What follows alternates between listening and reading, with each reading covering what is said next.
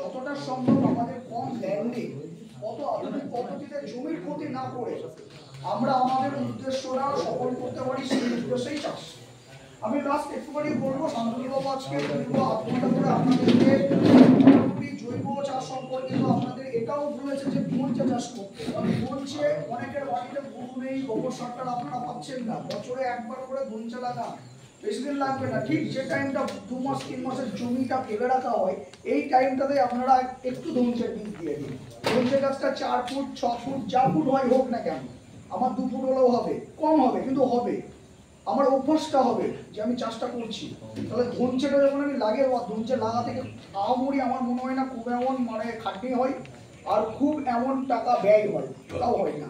তাহলে আমরা ধনচেটা যদি লাগিয়ে দিই এবং সেই ধনচের হাইট 4 ফুট 5 ফুটের কন্ডিশনে যদি আমরা সেটাকে মারিয়ে সম্পূর্ণভাবে ধনচেটাকে জমির সাথে মিশিয়ে দিতে পারি, তারপর জল ছাড়তে পারি, তারপরে আমরা কিন্তু রাসায়নিক সারের প্রয়োগটা করবো না। আমি দেখি না কি হয়, আপনারা নিজেরাই লক্ষ্য করবেন যে আপনার ওই জমিতে আপনি ধান লাগান বা যাই লাগান, আপনারই মনে হবে যেন আমি চাপান সারটাই একমাত্র দেবো, জমিটার কোনো সার দেবো না।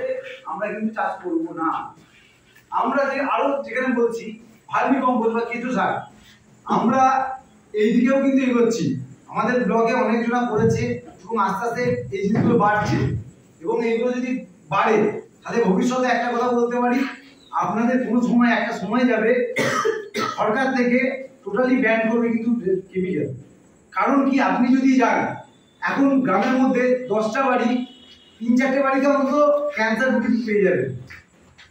পাবেন কি না পাবেন না? পাবেন। কেউ লুকিয়ে রাখে, কেউ বলে না। তো এই ক্যান্সার হওয়ার কারণ মেন কি জানেন? এই কীটনাশক আর তেল আর আপনার হচ্ছে সার, যেগুলো গাছে দিচ্ছেন প্রত্যেকটা জিনিস জমিতে লেগে যাচ্ছে এবং আপনার শরীরে কিন্তু ঢুকছে, খাদ্যের মাধ্যমে ঢুকছে, আপনার ডাইরেক্ট ঢোকার দরকার নেই।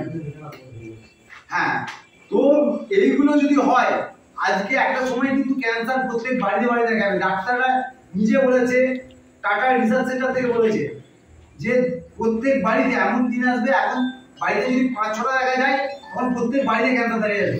কারণ কিন্তু আমরা নিজেরাই জানি কি না, আমরা সার দিচ্ছি বেশি করে, তেল দিচ্ছি বেশি করে। যখন তেল দিচ্ছি বা মানে করছি, কোনো মুখে ঢাকা নাই, গাছ পা খোলা, যেমন খুশি ভাবে দিচ্ছি, হাওয়ায় কিন্তু উড়ে দেখবে নিজের গায়ে আসে, ঢুকে ঢোকে। যারা স্প্রে করার মাঠে নেবে লক্ষ্য করে দেখবেন, যদি একটু কড়া ওষুধ ডোজ হয়, মাথা ঘোরে, বমি হয় কি হয় না? হয়তো জলে তো এইগুলো কিন্তু একটা জিনিস বারবার করে বলছে, এইগুলো কিন্তু আপনার শরীরে ঢুকে গেল মানে কি, আপনি আর কোনোদিন এই কিন্তু বেরোবে না। এই আস্তে আস্তে আপনার যে কোষ বা সেল গুলো আস্তে আস্তে ড্যামেজ করবে। যার শরীরে যেমন ইমিউনিটি পাওয়ার সেই অনুযায়ী ড্যামেজ হবে। যার কম আছে তার তাড়াতাড়ি ক্যান্সার ধরা পড়বে, যার বেশি আছে তাড়াতাড়ি ছড়িয়ে যাবে। তার জন্য এই জিনিসটা মাথায় রেখে বারবার করে বলছি, আপনারা কিন্তু জৈব যতটা পারবেন কনভার্ট হওয়ার চেষ্টা করুন। একদিনে জৈব চাষ হয় না, ঠিক আছে?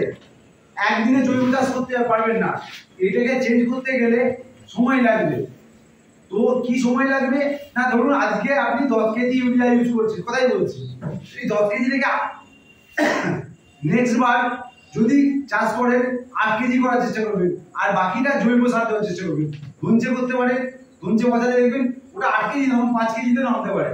ধনচে যেমন আপনার জমিতে জল ধারণ ক্ষমতা বাড়াবে, আপনার সার কম লাগবে, ঠিক আছে? বা গোবর সার দিলে আস্তে আস্তে যদি এই কেমিক্যাল গুলো না নিজেরা কমান, একটা সময় যাবে আপনারা নিজেরাই হাত কামড়াবেন এবং ভাববেন যে আমরা কেন তখন থেকে শুরু করিনি।